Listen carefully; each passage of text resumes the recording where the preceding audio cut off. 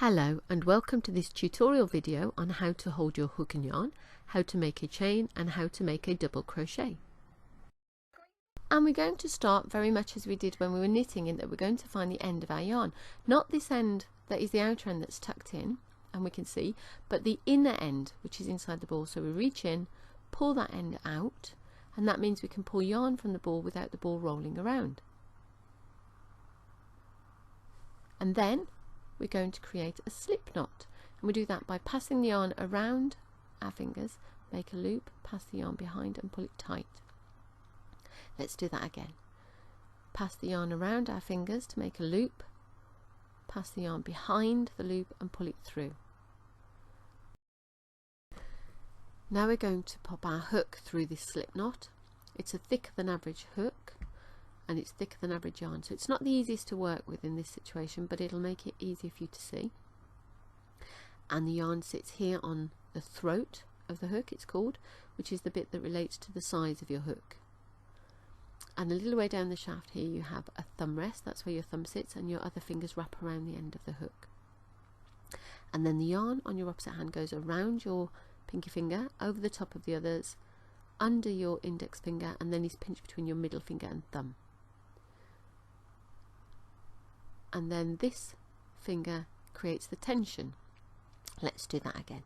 It's passed around your pinky finger, over the top of the other fingers and under the index finger, and pinch between the middle finger. There's the tension with the index finger, and this area is your working space. And we're going to begin with our first row, which is a chain, and we do that by passing the yarn around our little finger, over the other fingers, under the index finger, and pinching the end of the work there. And then we pass the hook under our yarn.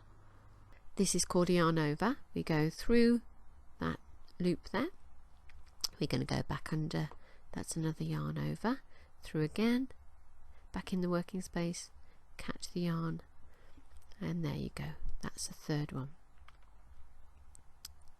So we have here 3 chains and our final one, which is on our hook and we don't count.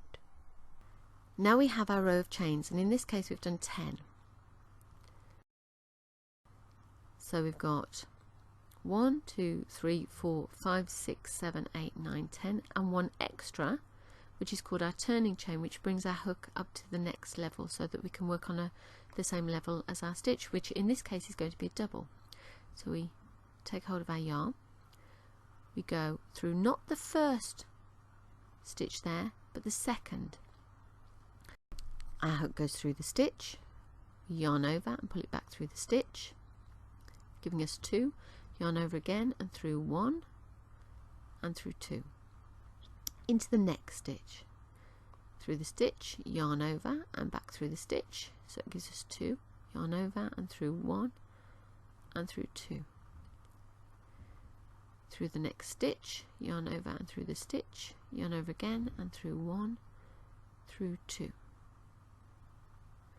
And that's double crochet.